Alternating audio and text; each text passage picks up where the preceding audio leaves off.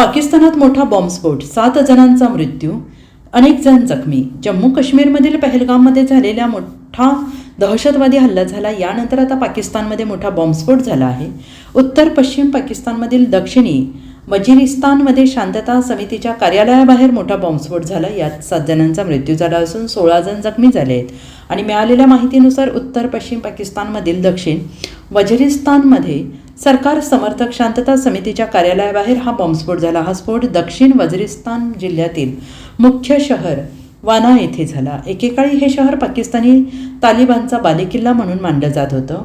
AP या वृत्तसंस्थेनं स्थानिक पोलीस प्रमुख उस्मान वजीर यांच्या हवाल्याने दिलेल्या माहितीनुसार बॉम्बने विशेषतः शांतता समितीच्या कार्यालयाला लक्ष्य केलं होतं.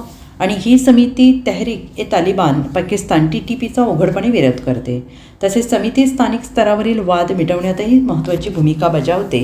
आणि पोलीस अधिकाऱ्यांनी हा स्फोट अत्यंत शक्तिशाली असल्याचं म्हटलं असून यामुळे घटनास्थळी मोठी जीवितहानी आणि मालमत्तेचं नुकसान झालेलं आहे.